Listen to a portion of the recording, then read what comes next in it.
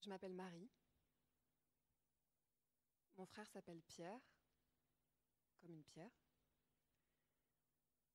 J'ai grandi à Meudon-la-Forêt, en banlieue parisienne, et lui aussi. Et mes parents vivent encore à Meudon-la-Forêt, en banlieue parisienne. Et ceci est un roman. Dans ce livre, il y a un personnage qui s'appelle Malek, et j'espère qu'il est là pour porter la voix de beaucoup d'hommes, dont celle d'un homme qui a partagé mon palier pendant 20 ans. Cet homme est parti d'Algérie en 1956, il avait 23 ans, et lui aussi vit encore à Meudon-la-Forêt, en banlieue parisienne. Il a perdu son fils, Abdelkader, alors que lui avait 33 ans, et qui était né en France, et il est mort d'une overdose. Je ne me souviens pas d'Abdelkader, mais je me souviens de sa mort, 40 ans après sa mort, dans l'appartement juste à côté du mien, 40 jours après sa mort, dans l'appartement juste à côté du mien. Pendant toute la nuit, des hommes de la mosquée de Boulogne ont chanté à sa mémoire et j'imagine pour que son âme voyage. Et si je ne me souviens pas d'Abdelkader, je me souviens parfaitement de cette nuit-là parce que j'avais 13 ans et que j'ai entendu ces chants de l'autre côté du mur. En 2009, je découvre un endroit à Alger qui s'appelle Climat de France, au singulier. Sur les hauteurs d'Alger, une très grande cité. Entre ce qui fut chez moi et cet endroit, il y a la mer Méditerranée, et il y a un architecte, Fernand Pouillon, un homme politique, Jacques Chevalier, du temps, de la guerre et de la vie. Et entre ce nouveau point qui m'apparaissait et qui m'a saisi, j'ai regardé mes souvenirs et mes sensations différemment. Et j'ai écrit un livre. Le jour où j'ai appris que Bachar Makhalife ne pourrait pas être avec nous pour jouer la musique en direct, j'ai reçu une lettre à la radio où je travaille d'un jeune homme dont je n'avais pas de nouvelles depuis longtemps. Je vais vous la lire. Marie, je t'écris dans un bus qui me remonte à la capitale. Je viens de terminer ton livre. J'ai pris le temps, alternant avec les cahiers de M.L. Bridge, des nouvelles d'Eri De Luca, mon premier Welbeck, Aïe, et Pleine voix de Mayakovsky. Intercalant les lectures comme ces vies couvées dans les grandes barres de notre enfance. Je repense à un texto que je t'avais envoyé de MLF en passant devant Saint-Exupéry en travaux. C'était notre collège.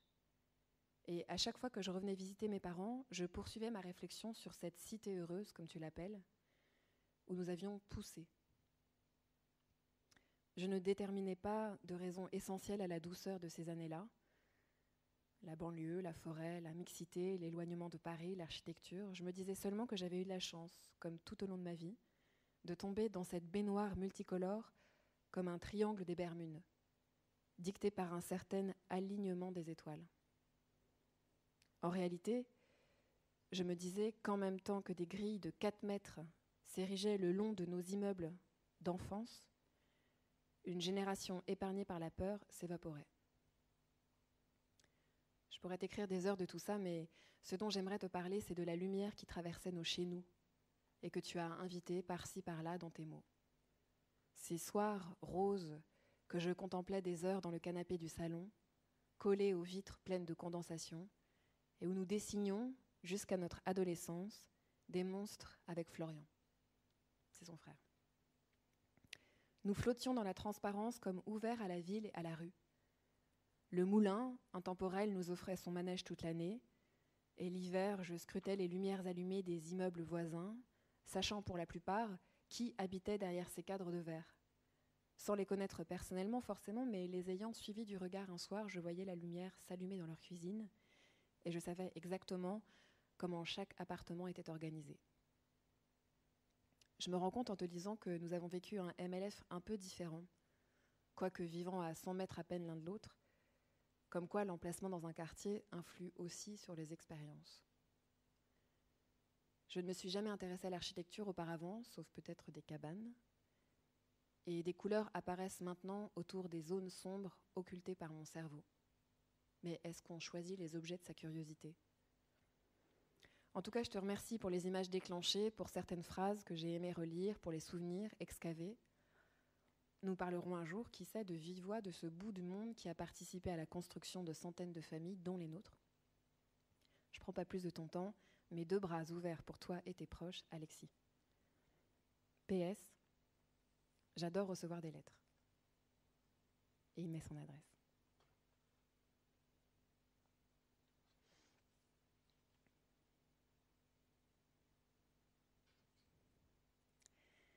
Marie Meudon-la-Forêt, 1997.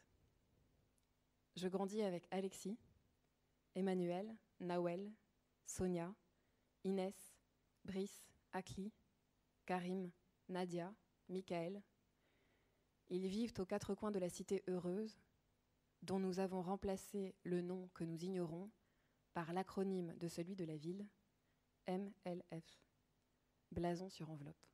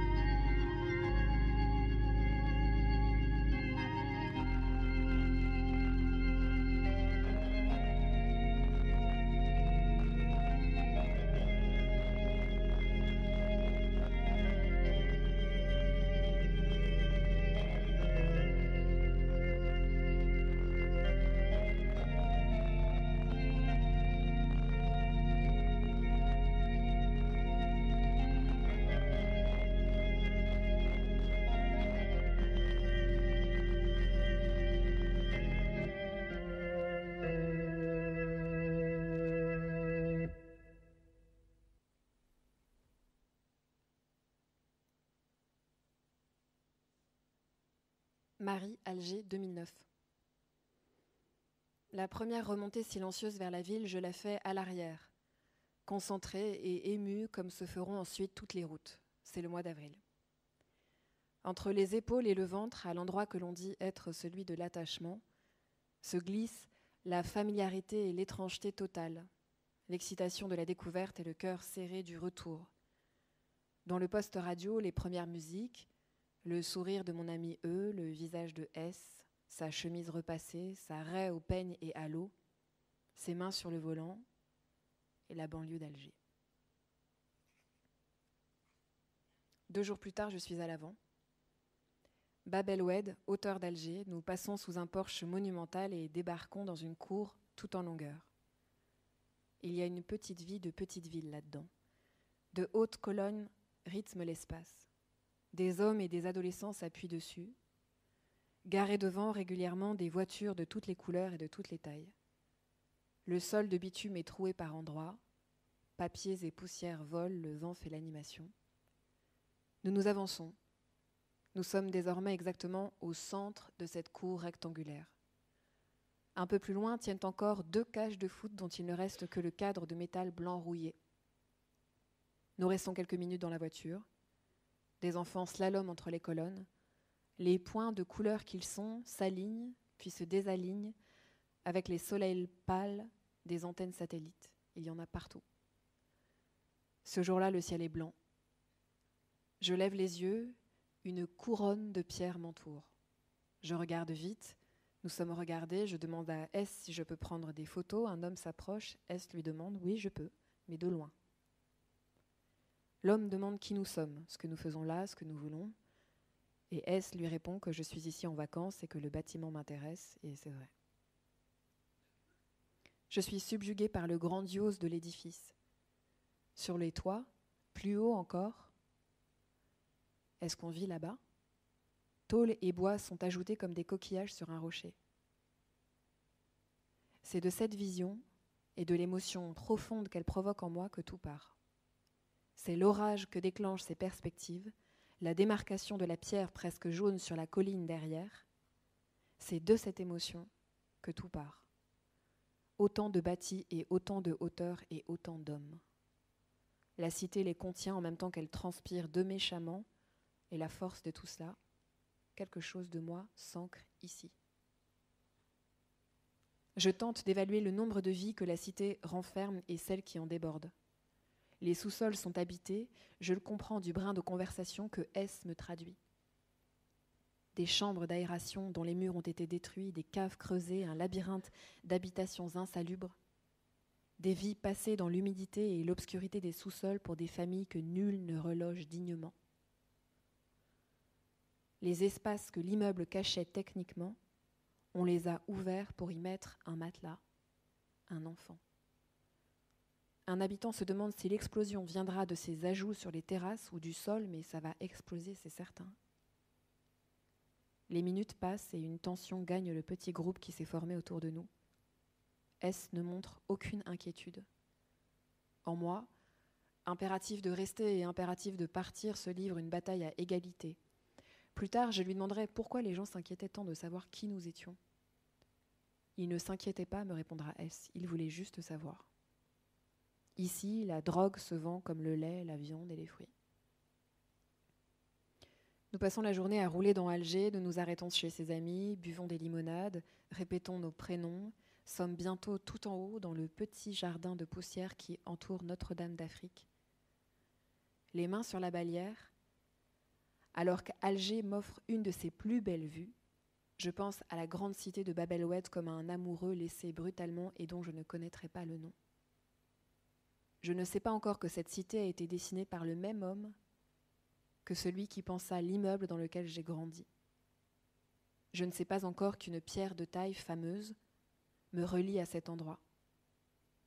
Je ne sais pas encore que pour aller d'un endroit à un autre, il ne suffira pas de traverser la mer, il faudra traverser la guerre, entendre la lutte et voir se déployer dans des textes et des voix une démente escalade de violence.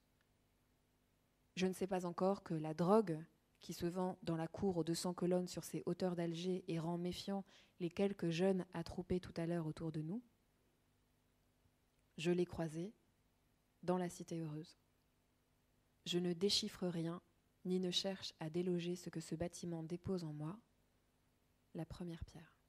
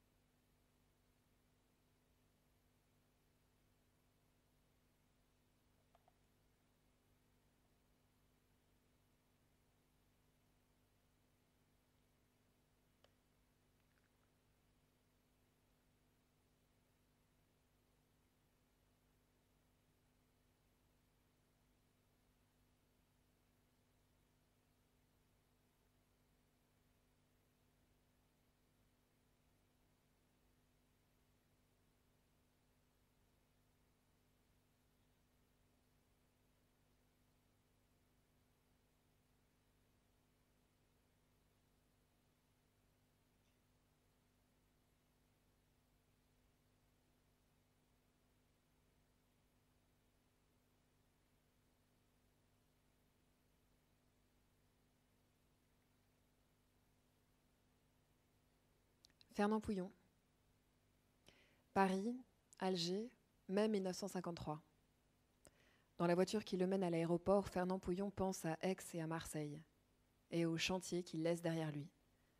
Il pense à la petite notoriété qui lui vaut d'être dans cette voiture, ce sirop de gloire qu'il goûte volontiers et qui coula dans sa gorge à la réception du télégramme.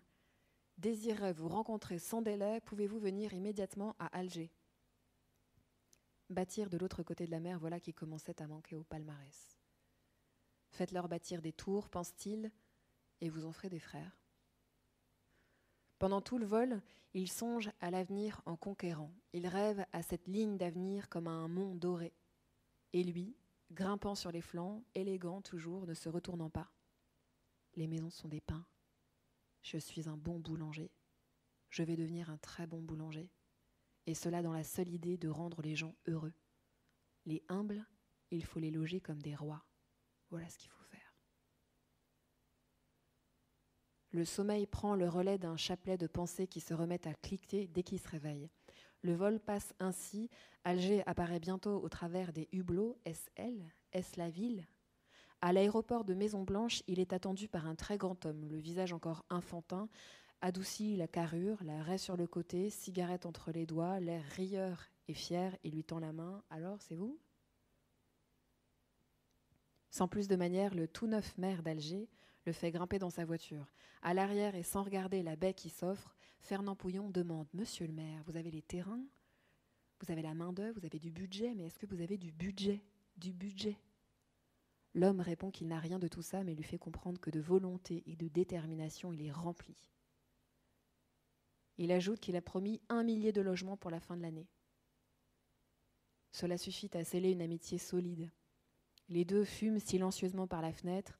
Les volutes viennent jusque dans le col du chauffeur. « Alors, c'est la première fois ici ? » ?»« Oui, oui, première fois. » Ah.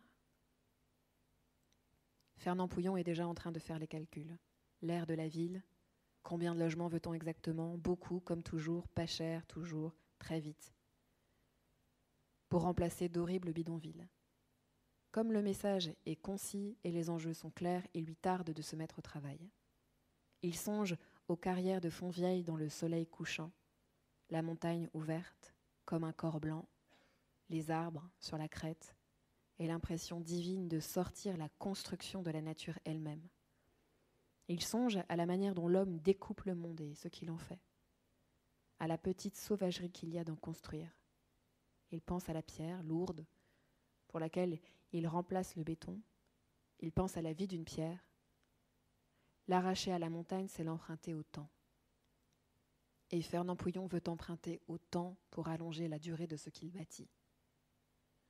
Il a retenu plusieurs leçons de ses hâtes de jeunesse. La vitesse est toujours ce qu'on lui demandera. Il faut la désirer, la vendre comme le meilleur argument. Mais la vitesse est dangereuse, source d'erreurs et de mauvais choix. Il faut être le meilleur et savoir l'être le premier, mais il faut avancer prudent. Ce maire est aussi enthousiaste qu'on le décrivait. Lui est curieux de ce qui lui profite et il aime les combattants. Il sourit, fatigué. Ce qu'il voit enfin défiler par la fenêtre de la voiture, il le trouve beau. Fernand Pouillon réclame une douche, annonce qu'il doit partir dans 15 heures pour Paris, mais qu'il peut revenir dans 2 jours s'il le faut. Les deux regardent le ciel. Le bleu de tout à l'heure triomphe. Chacun y trouve ce qu'il veut ou cherche. Fernand Pouillon a un sourire à la route aérienne qui les reliera désormais, et Jacques Chevalier une pensée pour sa mère. Tous les deux ont un vague sentiment que les choses commencent à devenir intéressantes. Jacques Chevalier vient d'être élu maire.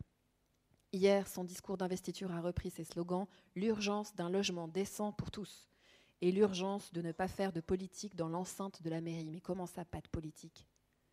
Que chacun laisse ses convictions sur la Gélerie chez lui. Il y a une ville à rendre capitale, un département français à mettre au cœur du pays, et il y a des pauvres gens à reloger et un cap à passer dans l'urbanisme. Il est tellement convaincu de l'urgence qu'il convainc tout le monde autour de lui. Dans l'enceinte de la mairie d'Alger, Européens d'Algérie, Français musulmans, se persuadent de leur égale place dans l'action, touchent du doigt l'égalité que l'administration à laquelle il prête serment en ce premier trimestre 1953 refuse pourtant de rendre concrète.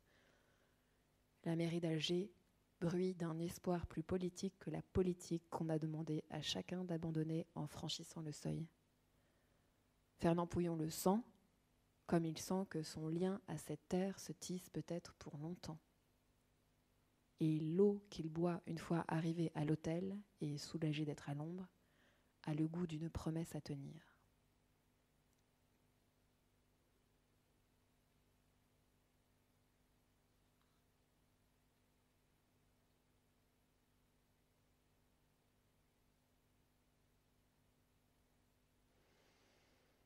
Malek.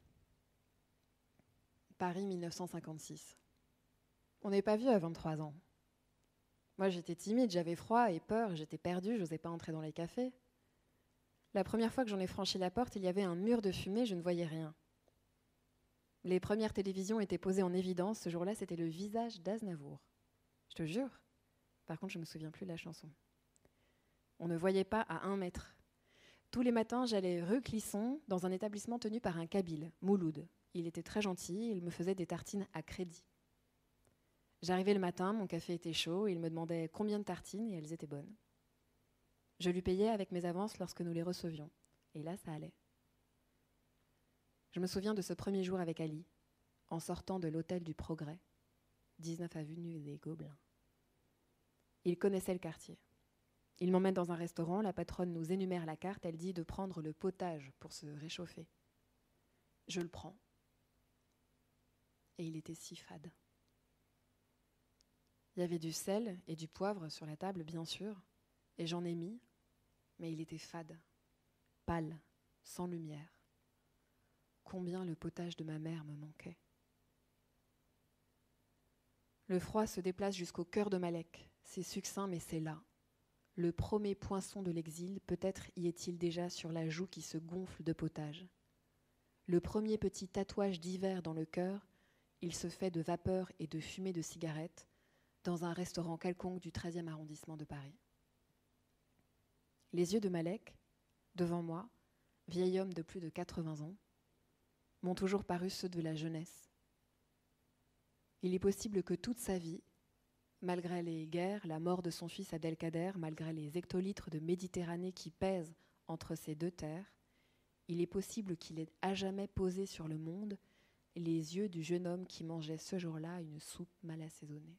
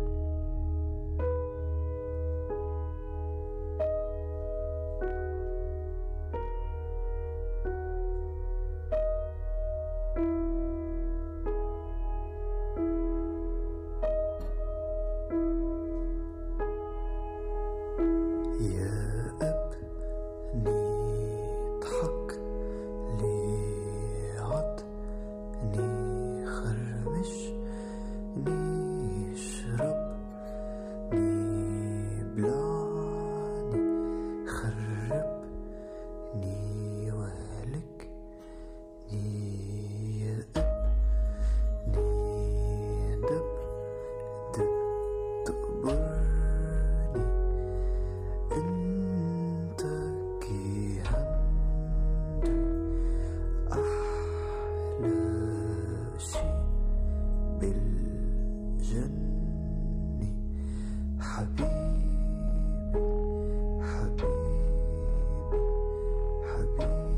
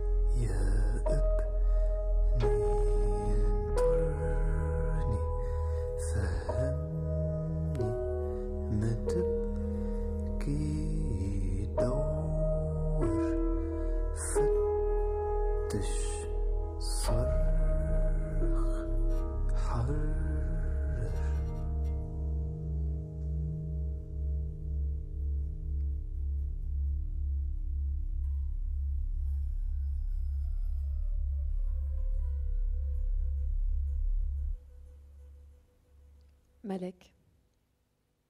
Meudon la forêt, 12 novembre 2015. Je vais faire le jour. Assieds-toi. Il ôte sa robe de chambre, la dépose sur la chaise, pousse l'un et l'autre des rideaux de chaque côté de la baie vitrée, notre paysage. Des arbres dénudés par l'automne, les fenêtres d'en face, hautes ossatures de pierre. Il a posé les fleurs que j'ai apportées sur la commode de l'entrée. Il s'est attablé avec moi, nous prenons des nouvelles l'un de l'autre. Je lui raconte que la veille, j'ai écouté 7 chanteurs de la mosquée des Omeyyades de Damas. Je lui décris les derviches tourneurs, les robes blanches, le pan de leurs vestes relevées sur la joue, les tours et les tours sur eux-mêmes. Je lui raconte comment tout en haut du théâtre, un homme gravait de lumière des calligraphies arabes réinventées. Je lui dis qu'il prenait le mouvement de la musique et de la danse pour lancer son geste. Je trouve des adjectifs pour rendre la voix du chanteur du milieu et leur tambour et le oud, la merveille absolue du spectacle. Il y avait du monde. Le théâtre était plein. Et ils ont applaudi. Nous avons applaudi chaleureusement. Les musiciens sont revenus et ils ont chanté encore. Ses yeux voudraient l'histoire une nouvelle fois, la même histoire, de l'amphithéâtre plein à craquer tout près de la tour Eiffel, applaudissant chaudement les derviches et les chanteurs de Damas. Alors je rallonge. Je redis ma joie et le chemin de la musique, son éclair depuis la scène jusqu'à mes omoplates. Et puis Malek prononce le mot de valable. Nous n'avons pas de chance avec tout ce qui se passe, mais tu sais, l'islam est une chose valable. Silence. La phrase est glissée délicatement entre nous. Je regarde le bout de Marcel blanc qui paraît sous sa chemise. Je réalise que je n'ai jamais eu à me justifier de qui je suis, de ce que je suis. Je n'ai jamais eu à dire si j'appartenais ou pas. Je fais signe que je crois comprendre ce qu'il vient de dire. Valable. Quel drôle de mot. Nous parlons de mes parents, partis la veille en voyage, des voisins du 7e, puis de Louise, Norman, nos autres voisins. Malek se lève, sort l'acte d'achat de son appartement d'un tas de papiers recouvrant la longue commode. Tu peux le recopier si tu veux. L'ancien propriétaire, c'était un pied noir. Regarde, il est domicilié maintenant dans le 15e. Il est peut-être vivant, tu peux aller le voir. Le nom des rues, les dates, les prénoms des hommes, des femmes, ceux qui arrivent, les étages, les enfants, ceux qui étaient là avant, ceux qui sont arrivés après, ceux qui meurent. Abdelkader m'a perdu beaucoup de papiers et avec ses copains, il regardait ma carte d'identité. Il ne comprenait pas pourquoi français musulman. Et tu répondais quoi ? Ce sont des choses dont il parlait avec ses copains. Malek me demande de nouveau si je me souviens de son fils, de son visage. De nouveau, je dis que non et je regarde la petite photographie posée sur le poste de radio. Je dis que je ne me souviens plus du tout de son visage, mais que je me souviens de quand il est mort. Tu sais, je revois ta mère, Marie, enceinte de ton frère devant la porte qu'elle ne parvenait pas à ouvrir. Nous sommes allés l'aider avec la dame. En fait, c'est nous qui avons ouvert à tes parents quand ils sont arrivés la première fois. Tu veux du jus d'orange ? Tu sais, chez moi, certains aiment le soda, mais moi, je préfère l'eau simple. Toi, tu vas rester assise. Je suis allée ce matin au centre commercial. J'ai pris un petit poulet, je vais te faire des frites, prendre la lecture, là. Et puis, t'as faim ? Il revient de la cuisine avec 2 barquettes de salade. Je dis qu'une nous suffira à tous les 2. Pendant le déjeuner, je lui demande pourquoi il ne mange que si peu de poulet. Et il dit, en poussant l'assiette, qu'il a bu dans la matinée un café et goûté quelques madeleines. Nous songeons silencieusement l'un et l'autre aux recommandations du médecin énumérées la dernière fois, donc c'est jour de fête. Tu recopies les noms et les rues pour les mettre dans un livre ? Je sais pas, peut-être qu'ils y seront, mais peut-être qu'ils n'y seront pas. Mais le livre, tu vas le faire comment ? Je sais pas encore, je voudrais raconter ça, les immeubles où j'ai grandi, ce que c'est que vivre sur le même palier que quelqu'un. Je voudrais raconter comment l'Algérie s'est soudainement rappelée à moi, comment son histoire a coulé sous la mienne, une nappe, comment d'une vie sans lien aucun entre les rives, on passe à un tissu cousu, serré. Je voudrais raconter que je ne connais personne qui soit allé faire la guerre, que je ne connais personne qui ait été tenu de revenir, je connais personne qui m'a dit quoi que ce soit sur ce pays en fait. Je voudrais raconter que je ne me souviens pas de l'avoir étudié à l'école, ni de la violence. Je voudrais raconter comment cet immeuble s'élève pourtant, entre autres, sur la guerre d'Algérie et l'exil. Et dire que j'y ai passé 20 ans sur le même palier que toi. Je voudrais raconter et je voudrais dire la puissance d'un palier qui me fait découvrir un jour que tu es né là-bas. Ah ça, tu peux l'écrire, car c'est la vérité, Malek est né là-bas. Il me sourit. Il se lève, se place dans le petit couloir entre le salon, la cuisine et les chambres. Il se place exactement dans le chemin qu'emprunte la lumière pour aller d'une baie vitrée à l'autre. Il se retourne et me regarde. Le soleil qui se lève entre les tours, je t'apprends quelque chose là, hein ? Malek t'apprend quelque chose. Eh bien, quand j'observe chaque matin le soleil se lever entre les tours, je suis ici et là-bas. L'immeuble pour l'instant me le cache de la vue, mais ça va bouger. Moi, le matin, quand j'assiste au soleil qui se lève, je suis aussi en Algérie avec ma mère, qui me dit de suivre l'astre rouge des yeux. Regarde la boule de feu qui monte, elle me disait. Puis Malek se rassoit. Je te comprends, ma fille. Phrase que j'attrape au passage comme un sésame. Peut-être ne demande-t-on pas à quelqu'un d'écrire sa vie. Lorsque nous avons regardé nos montres, le temps était passé sans nous, la lumière avait décliné, Malek m'avait raconté les terrasses de café, 59, 1960. Il fallait choisir son camp, MNA, FLN, je notais rapidement sur la même ligne d'un bout de papier. Puis parfois, des gars passaient, ils tiraient pour régler des comptes la nuit, nous effrayaient un peu. Certaines façades étaient trouées de mitraillettes. Heureusement, je rencontrais Lucienne à ce moment-là. Mais tu y allais avec Lucienne ? Non, je ne disais pas. Il y avait un café très populaire, 96 boulevard de la Chapelle. Les dates, les adresses, les noms. On l'aimait bien, ce café-là. Je cotisais pour le FLN, tu sais. Allons bon. Tu croyais dans la lutte armée ? Bien sûr. Hadj était décisif, mais c'était un mou. Tu sais, nous avions peur de nouveau. Le fait que je rencontre la dame à ce moment-là m'a tenue éloignée, ça m'a sauvée peut-être. J'avais un copain, c'était pareil, il a rencontré quelqu'un à ce moment-là, ça nous a sauvés peut-être. Sauvée 2 fois, me disais-je en descendant plus tard la route des 7 tournants par le bus.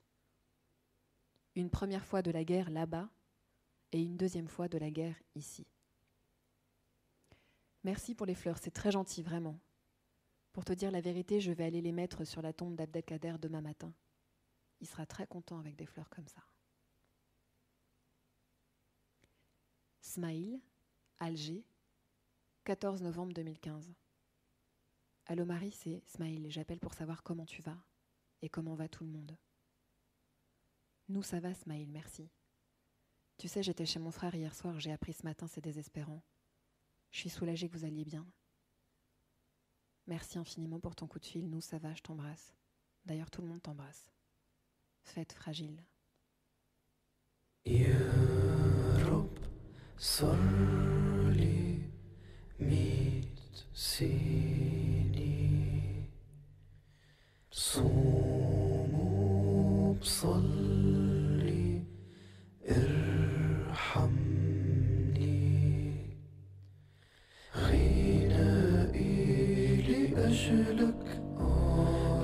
لأجلك يا رب صمتي لأجلك لأجلك يا رب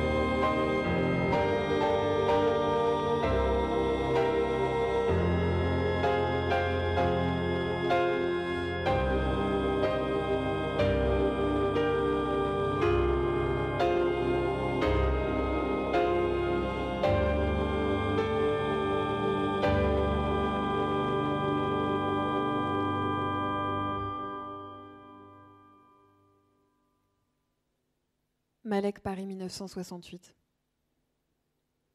Malek et Lucienne vivent dans un petit appartement près du métro Parmentier. Ils ont tout. Ils ont un fils. Ils se partagent l'eau avec 2 autres familles sur le palier. Leur fils s'appelle Abdelkader. Kader.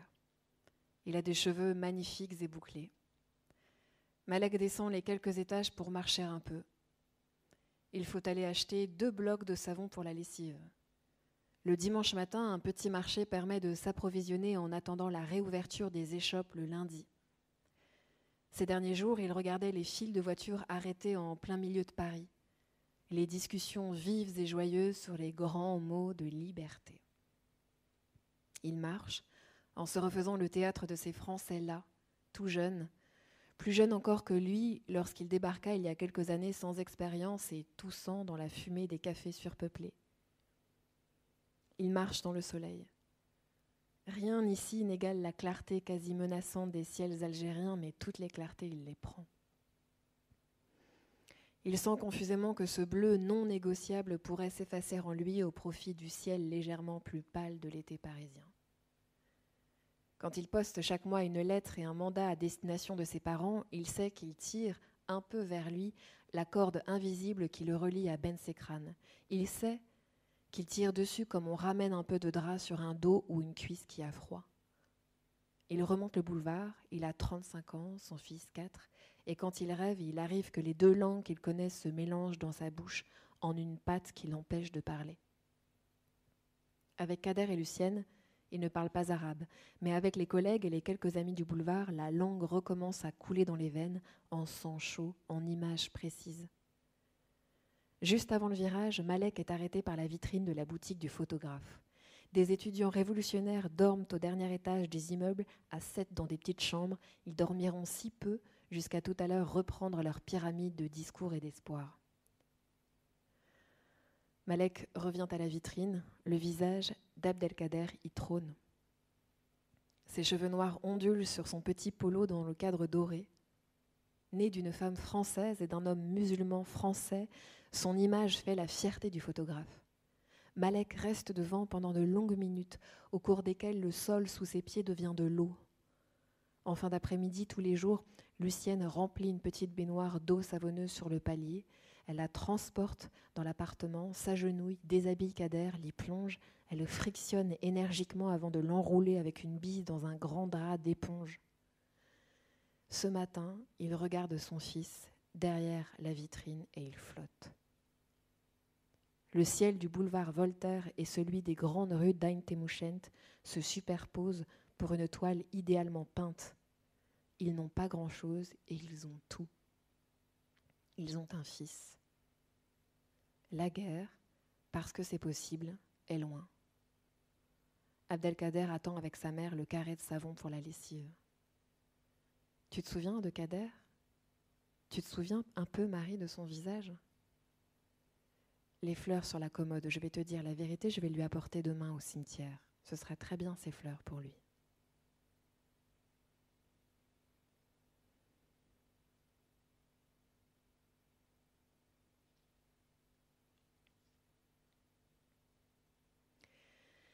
Abbé Pierre, Paris 1954. Mes amis au secours. Une femme vient de mourir gelée cette nuit à 3 heures. Sur le trottoir du boulevard Sébastopol, serrant sur elle le papier par lequel avant-hier on l'avait expulsée. Chaque nuit, ils sont plus de 2000 recroquevillés sous le gel sans toit, sans pain, plus d'un presque nu. Devant tant d'horreurs, les cités d'urgence, ce n'est même plus assez urgent. Écoutez-moi, dit l'abbé Pierre. En 3 heures, 2 premiers centres de dépannage viennent de se créer. L'un sous la tente au pied du Panthéon, rue de la Montagne Sainte-Geneviève, et l'autre à Courbevoie. Ils regorgent déjà. Il faut en ouvrir partout. Il faut que ce soir même, dans toutes les villes de France, dans chaque quartier de Paris, des pancartes s'accrochent sous une lumière dans la nuit, à la porte des lieux où il y ait couverture, paille et soupe, et où on lise, sous ce titre, « Centre fraternel de dépannage », ces simples mots. Toi, qui souffres, qui que tu sois, entre, dors, mange, reprends espoir, ici on t'aime.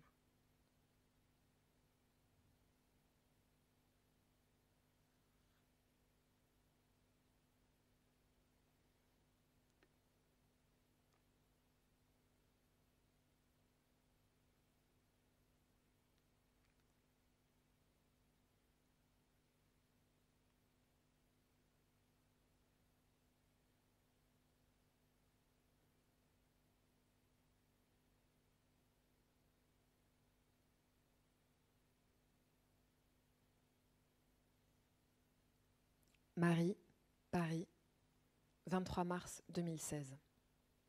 Écran de téléphone, plaque d'immatriculation, votre véhicule arrive dans 3 minutes. L'icône de la petite voiture se déplace sur le plan de quartier. Le visage du chauffeur apparaît sur mon écran, son prénom, le nom des humains, le nom des rues. L'écran s'anime et fait avancer l'icône du véhicule noir, jaune et rouge. Les couleurs du drapeau en berne de la Belgique, réalisai-je dans l'instant.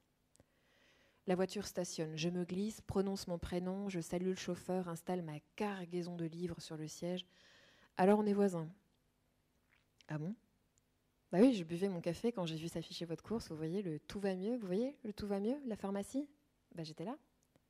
Ah, et vous vivez ici depuis longtemps ? Depuis toujours, depuis 36 ans, enfin depuis mon toujours. Et vous ? 2 ans. Avant, j'étais un peu plus haut vers Max Dormois et dans le 13e aussi. Plus haut, le temple de Ganesh, la mosquée ? Voilà, exactement, le haut lieu du mélange. Avant, c'était clair ici. Il n'y avait que des Kabyles, des Juifs, des Aïrois. Maintenant, c'est surtout les Sri Lankais. Et puis les Français, bah, les pauvres, ils ont dégagé. Mais vous n'allez pas prendre le périph' ? Non, on prend par là. Le chauffeur tourne dans une rue en sens unique. Il n'y a pas de sens interdit ici, c'est notre quartier. Ici, la police est gentille, de toute façon, si vous voyez ce que je veux dire. Vous savez où j'étais ce matin ? À Rouen. Au début, je prends le type, je pense que c'est pour une course professionnelle. Je lui demande s'il n'y a pas d'erreur. Rouen, c'est loin. Il me dit que non. Il s'assoit, il commence à se confier. En fait, il avait rencontré une fille sur les réseaux sociaux et il la rejoignait. Ah mais c'est fou que vous me disiez cela parce que je discutais avec un vieux monsieur hier, un homme avec qui j'ai partagé mon palier pendant 20 ans et je lui demandais où il était le 17 octobre 1961. Parce qu'il est arrivé en France en 1956, d'Algérie, donc il était touché de plein fouet par le couvre-feu. Bref, il aurait pu être dehors. Et il était à Rouen, avec son taxi et la femme qu'il venait de rencontrer. Quand il est rentré à Barbès, dans son hôtel, les autres ont égrené le nom des morts, les camps d'internement, Vincennes, ailleurs, et lui, il était à Rouen, avec cette femme, le 17 octobre 1961. Vous voyez, le 17 octobre. Bien sûr que je vois. Je vois de long en large. Mon grand-père, il nous racontait ça avec mes frères, mes sœurs. Depuis tout petit, on connaît ça. Lui, il a 17 ans quand l'armée française vient le chercher en 1939. Il est dans ces montagnes avec ses chèvres en Kabylie, les soldats le forcent et l'envoient en Italie. Il apprend à manier les armes, ensuite ils sont envoyés au front, les pauvres, ils se font prendre directement sur la frontière. Ils ne sont pas expérimentés, ils tombent direct sous les Allemands. Mon grand-père, il riait en nous racontait ça. Le chauffeur rit. Ils tombent, vous voulez dire, ils sont faits prisonniers ? Oui, voilà, pendant 4 ans. Apparemment, c'était violent, mais moins pour eux que pour les Juifs dans les prisons. Eux, ils étaient français, traités comme des Français, je veux dire. Et à la fin de la guerre, pour le remercier, pour compenser son emprisonnement, l'État lui donne un sac d'orge. Un sac d'orge. Même moi, ma parole, en le disant, je rigole. Après, il est rentré au pays, il a retrouvé sa femme, la montagne, on l'avait marié à 13 ans, et il a fait sa petite vie, sauf qu'il n'y avait rien là-bas. Ses enfants mouraient de faim, 3 petits, 3 morts de faim. Il a pris son seul garçon restant et il est monté en France pour travailler. T'avais que 2 adresses en France pour l'arrivée. Oui, je sais, le monsieur dont je vous parlais tout à l'heure, il est arrivé dans le 13e, puis ensuite il est arrivé dans le 18e. Non, mais ça dépendait des villages, des familles. Mon grand-père, il arrive avec son fils en 53 dans le quartier. Et il était ouvrier dans une usine à sucre, et puis il était surtout trésorier du FLN. Ah, il récupérait les cotisations en région. Il avait son secteur. Et c'était violent. Le type qui donnait pas, on le retrouvait. Au milieu, on lui cassait la figure, et au pire, on lui mettait une balle. Mon grand-père m'a toujours dit « à la guerre comme à la guerre ». Il en a fait tomber des gars dans le quartier. Mais vous savez combien de morts ça a fait ? La vérité, non. Plusieurs milliers. Non, mais il me disait que le pire, c'était pas les militaires français ou les messalistes, c'était les harkis. Il y avait aussi des harkis sur le sol français. Mon grand-père, il prenait toujours son fils avec lui. Et les Français, ça les calmait. Mais pas les harkis. La haine était trop forte. Parce qu'ils étaient plus proches. Attendez, je vais vous raconter un truc. J'ai rencontré une meuf il n'y a pas longtemps, une copine. Une copine. Une copine. Elle n'a pas osé me dire au début que son père était harki. Moi, je lui avais dit direct que mon grand-père, mes grands-oncles, tout ça, ils étaient moudjahidines et qu'ils avaient leur carte et tout. Et un jour, on discute du pays et elle me dit qu'elle n'a jamais mis les pieds en Algérie. Alors que moi, j'y vais tous les ans depuis que je suis petit et elle, jamais. elle m'avoue pour son père. Je lui réponds qu'elle aurait pu me dire avant que je suis ouvert, que c'est de l'histoire ancienne. Mais pour elle, c'était la honte. C'était encore trop fort. Pourtant, elle voudrait voir la terre de ses ancêtres, normal, sa terre, quoi. Quelle tristesse. Oui, mais ça, c'est l'histoire de la haine entre les frères. Pourquoi son père, il ne peut pas retourner en Algérie? Il y a la politique et il y a l'islam. Et c'est l'islam surtout. Tu ne peux pas trahir un frère, c'est trop proche. C'est pire que tout chez nous. Dans le Coran, c'est la pire trahison. Donc pour là-bas, c'est mort, ils ne le laisseront pas revenir. Elle peut-être, mais lui jamais. Et votre grand-père, il a vécu comment après la guerre avec tous ces morts dans la tête? Il a vécu comment? Il a vécu normalement. En 62, c'était fini. Il n'a jamais réclamé un centime pour ce qu'il avait fait pour le pays. Il a toujours dit qu'il s'était battu pour l'indépendance, qu'il ne voulait pas d'argent. Et pour les morts, il disait que c'était la guerre, qu'il fallait la faire, que personne n'était fondamentalement bon, que le FLN, c'était vraiment pas des enfants de cœur, qu'il y a eu des viols, qu'il y a eu des horreurs. Il nous racontait souvent, et puis il y a des choses qu'il n'a pas dites. Et votre père, il vous parlait aussi? Il vous parlait moins, il savait? Bien sûr qu'il savait, il était enfant, mais il a tout vu. En fait, ils ont fait la guerre d'Algérie, ici. Après, mon grand-père a pris sa retraite, il est retourné dans les montagnes là-bas avec ses chèvres, un âne, il a fait sa Mecque et peu de temps après, il est mort. La voiture file et je me dis qu'une vie se raconte vite, que ce grand-père est une comète, qu'il a filé intensément comme nous dans les rues parisiennes.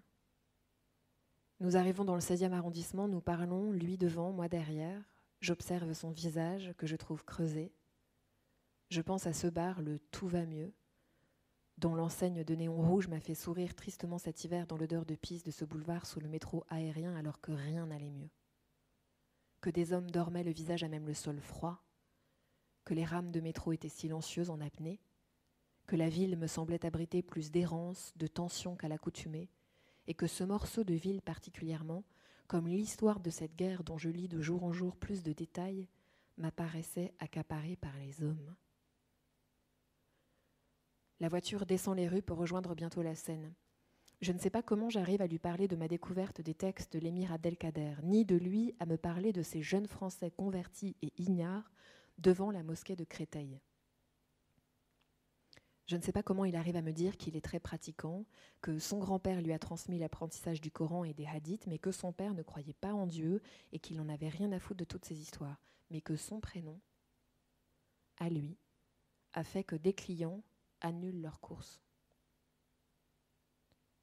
Il l'a assez rabâché pourtant que l'islam est pleine d'amour et de paix, mais on s'en fout. Hier, un homme assis à l'arrière de sa voiture a dit qu'il fallait tous les tuer. L'homme n'a pas précisé, mais il a compris que les, c'était les Arabes, les musulmans, enfin nous. Ça lui glace le sang. Il dit que ces gamins qui tuent des gens, il ne sait pas ce qu'ils sont. Ils sont perdus, ils sont rien, ils nous mettent dans la merde. Il faut agir. Ces gamins, ils ne comprennent pas la justice des hommes, ils veulent mourir. S'ils veulent mourir, il faut les tuer, ça ne sert à rien de les juger. Je réponds que si. Que si on commence à considérer que des hommes peuvent se soustraire à la loi des hommes, alors c'est une brèche, et faire une brèche là-dedans, ça n'est pas possible. Il faut juger. Je vois très bien ce que vous voulez dire, mais eux, ils ne réfléchissent pas comme vous.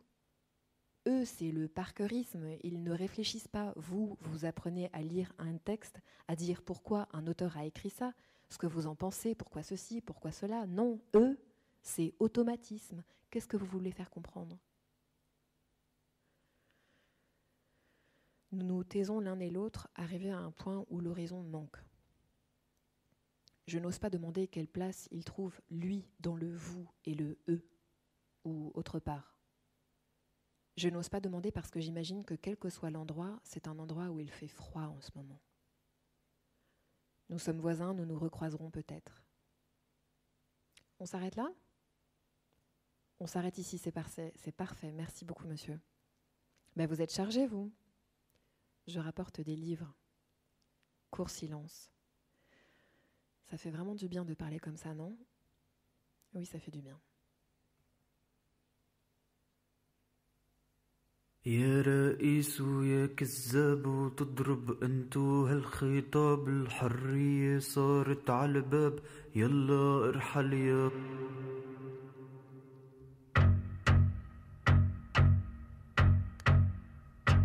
يا عماد وحاجة دور، ودمك بالوطن مهدور، تضرب انت والجيش مضروب، يلا ارحل يا غدار.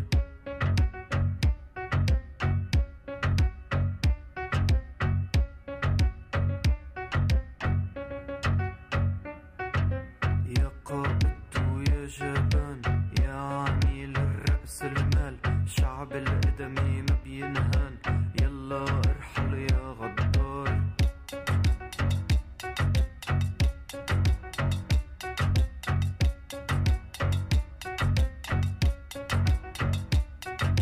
يا وزير وحاجة دور، ودمك بالوطن مهدور، تضرب انت وحزب الفول، يلا ارحل يا غدار.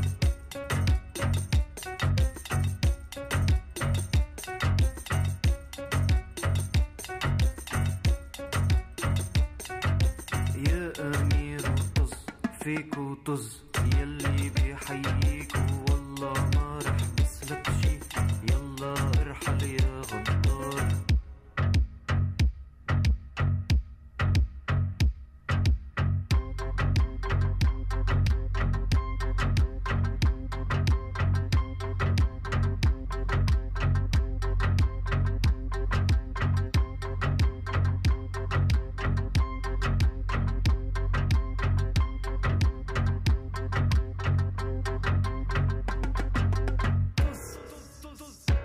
فيك وطز يلي بيحييك والله ما رح طلع فيك، يلا ارحل يا غدار.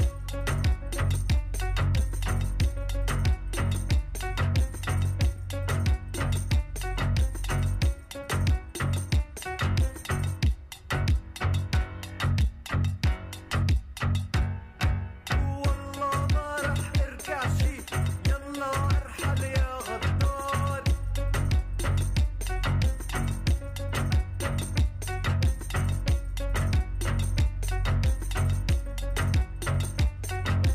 يا رئيس ويا كذاب وتضرب انتو هالخطاب، الحرية صارت عالباب، يلا ارحل يا غدار.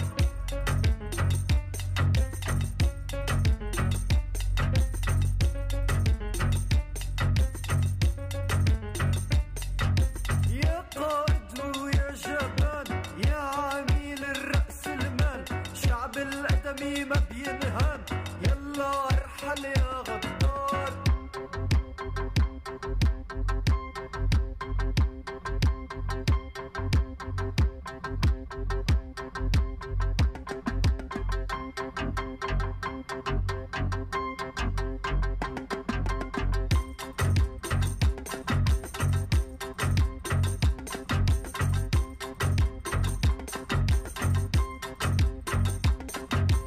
يا أمير ويا تعبان، يا عميل الرأس المال، شعب القدمي ما بينهان، يلا ارحل يا غدار.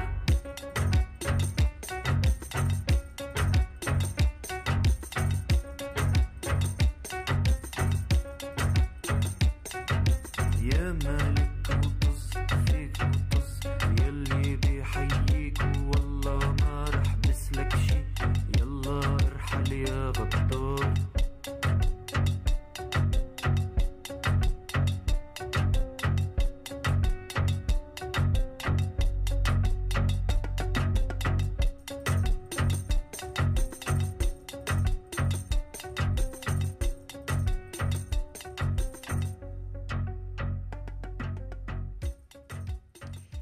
Les habitants meurent dans la forêt à octobre 1961. De l'eau, de l'eau, de l'eau, de la boue.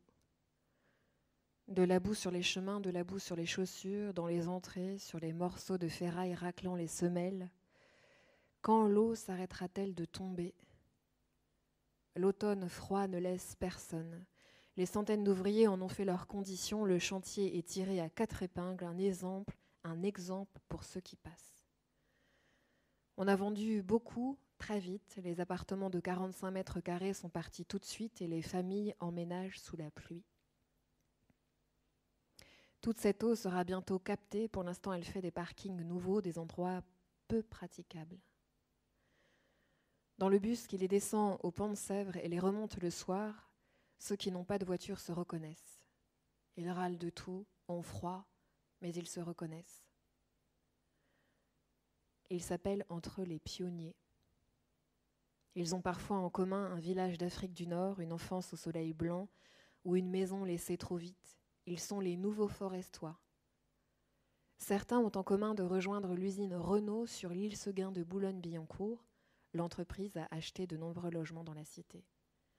Ils ont en commun d'avoir vu ici un morceau de leur vie à venir et si le début leur coûte, ils diront bientôt en regardant l'horizon de la forêt depuis leur chambre à coucher qu'ils sont quand même bien chez eux.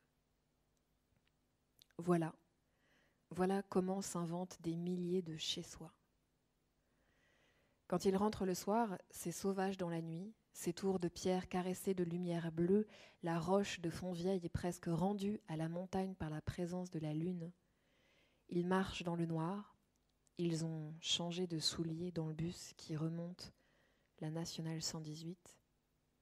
Quelques provisions pèsent dans leur cabas car il n'est pour l'instant pas beaucoup de commerce pour se rassasier.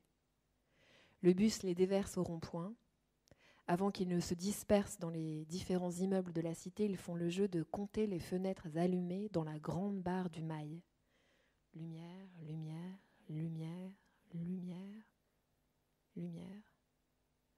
Les couleurs des stores abritent les débuts de vie au chaud. Sur le bord d'une route, ce sont les ampoules de l'habitacle d'un petit camion qui éclairent les visages. On fait la queue pour de la viande, du pain, quelques produits d'épicerie. Quelle drôle d'image cette présence dans la nuit. Tout est calme. La noria incessante des pelleteuses et camions recommencera dès demain matin. Au-delà de la forêt, demain soir, on manifestera contre le couvre-feu imposé aux Algériens. On jettera des humains dans la Seine. Et ici, on tuera des Algériens. On enfermera des hommes à Vincennes et ailleurs. On en défigurera certains. On fera des choses qui ne seront jamais dites. On sera parfois plus qu'on fait et qui l'on est. Ce qui sera mieux pour plus tard. Au-delà de la forêt, Paris, c'est autre chose. Oh là, oui, c'est autre chose. Il pleut encore ce soir fort. Vous avez retrouvé l'eau chaude chez vous et finalement ce frigidaire, ça y est ? Être voisin se négocie dans la lumière du camion du soir, se négocie déjà avec les mots de peu.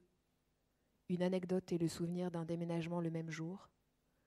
Être voisin durera bien longtemps après la manifestation parisienne du 17 octobre 1961. Peut-être on pourra mourir dans les nouveaux appartements.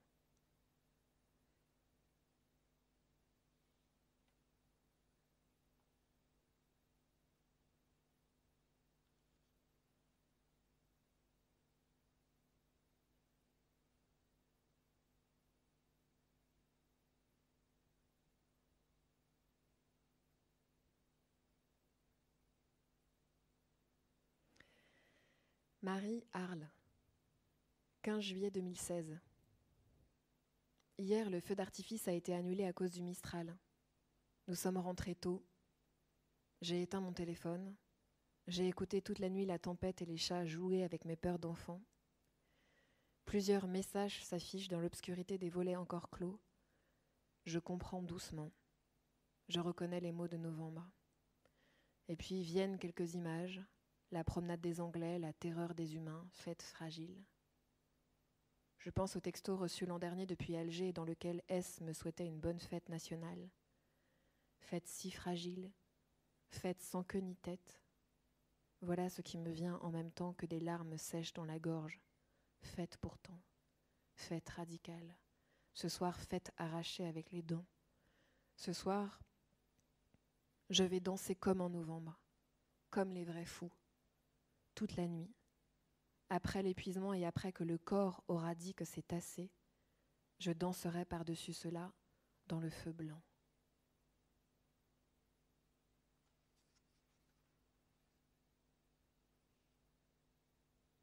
Je bois du café tout le jour. Je fais doucement descendre la boule des larmes séchées dans mon ventre, mon bassin, mes cuisses, mes genoux, en tablant sur le fait que ce soir, elles seront dans mes pieds, larme séchée mais brûlante, prête à nourrir la flamme de la danse, seule dont je puisse témoigner fièrement.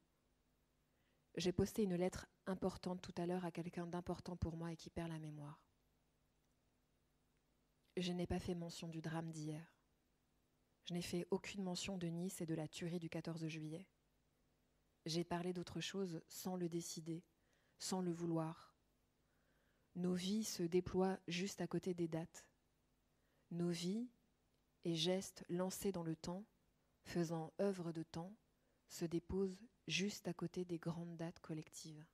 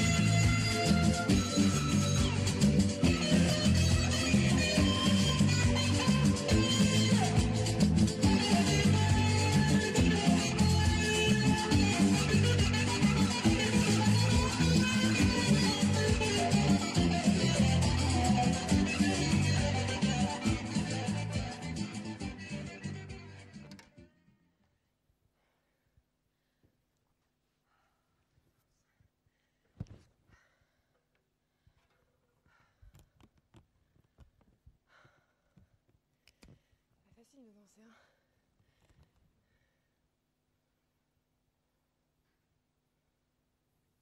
Je veux dire, après tout ça.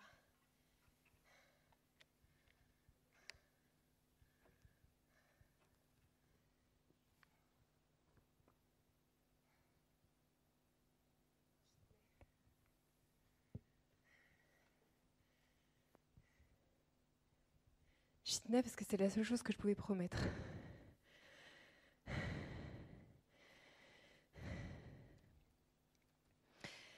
Malek.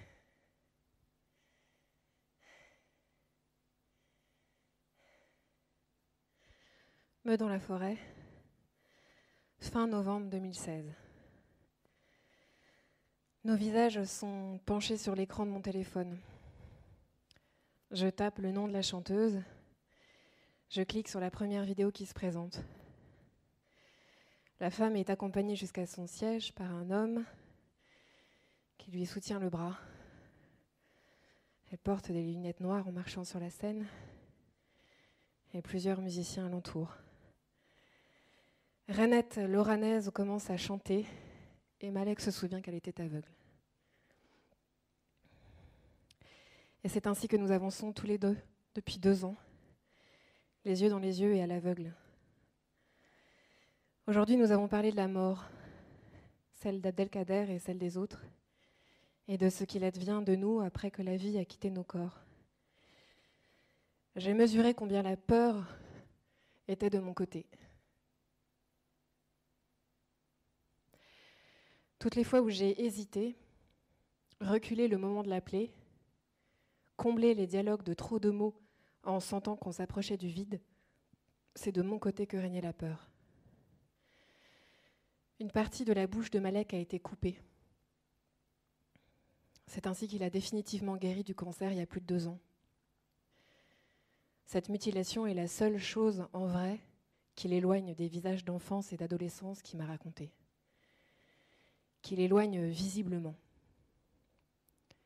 La cicatrice coupe là où ça parle, là où les mots sortent. Tu crois au paradis ? Autrefois, j'y croyais, on disait le jour où tu meurs, on t'emmène au cimetière, on te laisse seul dans ton trou. Une personne vient et t'interroge. Une personne divine ? Oui, comme l'ange Gabriel, je ne sais pas qui c'est. Je ne sais pas comment elle s'appelle, mais elle te pose des questions. Et si tu réponds bien, ton cimetière comment je pourrais dire, ton cimetière, t'es à l'aise. Et si tu réponds mal, tu es tout serré. Je ris. Je vois l'image d'une terre se rendant confortable et je vois l'image inverse et un corps contraint dans le sol. Et Malek rit de plus belle. Tu crois pas tout ce que je te dis, hein ? Moi j'écoutais ça enfant, j'aimais bien, mais tu vas pas croire tout ça. Et les morts sont dans ma vie comme un château qui chante tout bas. Certaines nuits, je me dis que je vais retrouver mon fils.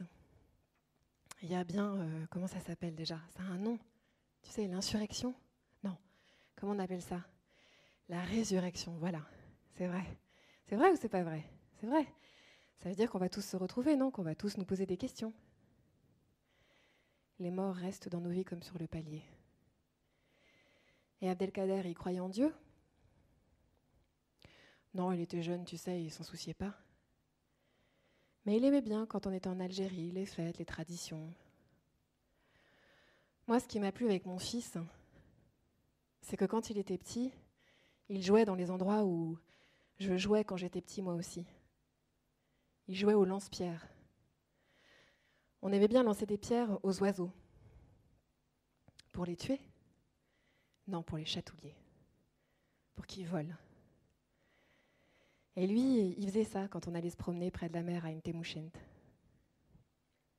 Et la famille de ta femme, ils étaient gentils avec toi ? Oui, ils étaient très gentils. Ils étaient très ouverts, je te jure. La grand-mère, elle disait tout le temps, si on te demande ce que tu es, tu dis surtout que tu es un taxi parisien.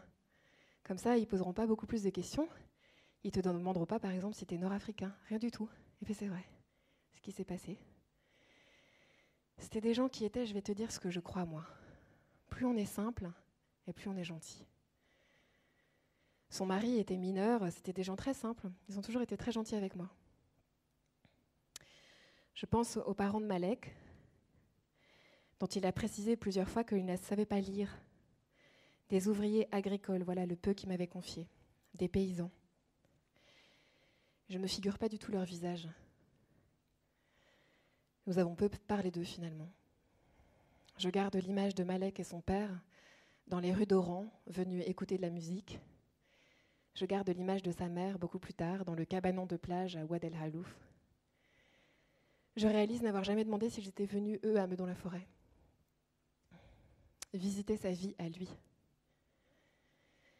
Je trace rapidement un trait entre la campagne auvergnate, de sa compagne donc, le village de Ben Sekran et les immeubles d'ici. Un petit triangle qui s'efface dans les airs. Tu vas me le donner, ton livre, quand il sera terminé ? Bah évidemment que je vais te le donner. D'ailleurs, tu veux que je t'appelle comment dans le livre ? Attends, voir, t'as quoi choisir, je sais pas, le prénom de celui qui vient de mourir là récemment, le Chebel, ou je sais pas, comme tu veux, enfin un prénom de chez nous, celui du journaliste d'Oran, là, comment il s'appelle ? Kamel, voilà, bah Malek ou Kamel, comme tu veux. Et pour ton fils Abdelkader, qu'est-ce que je fais pour Abdelkader ? Bah tu le gardes. Ah, je garde Abdelkader ? Ouais. Alors Abdelkader sera Abdelkader. Voilà. Avant de me raccompagner à la porte, Malek me redit que dans l'alignement de la fenêtre de la chambre, du couloir et la fenêtre du salon, la lumière du soleil le perce comme lorsqu'il était enfant. Il s'attardait avec sa mère sur l'astre rouge au levant. Sur le palier, il me souhaite un très bon voyage. N'oublie pas que ce qu'il y a d'incomparable là-bas, mais comme partout en fait, c'est la clarté. Surtout, pense à la clarté.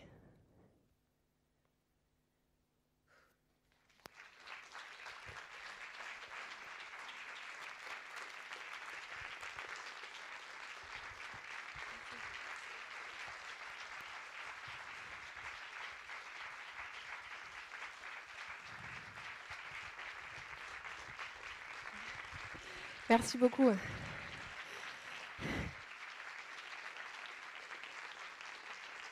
Merci. Merci. Merci beaucoup. Ça me touche beaucoup, merci beaucoup. Ça me touche énormément. C'était Julien au son, merci à lui, merci à Nasser et merci à Justine du théâtre. Vraiment, merci beaucoup pour votre accueil et pour votre travail. Un très grand merci et un grand bravo à Cédric Dupire qui, à partir d'archives qui nous ont été confiées, des archives de 1950, a fait un travail remarquable. Et surtout, un très grand merci, je voulais l'appeler, mais j'ai plus de batterie, à Bachar Makhalife qui nous a confié sa musique et qui aurait voulu être là, mais le sort en a décidé autrement. Merci à Alexis qui m'a envoyé une lettre ce jour-là et je ne pouvais pas commencer par meilleurs mots. Et merci à Sabine Vespizer qui publie mes livres, dont celui-ci, Climat de France. Merci à vous.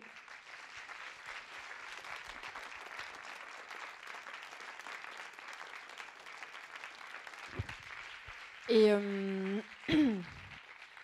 je me rechausse, je me désessouffle et je viens signer des livres et discuter avec ceux qui le veulent sur le stand de la librairie qui s'appelle Les Machines à lire. Voilà. Merci encore pour votre écoute, c'était très émouvant.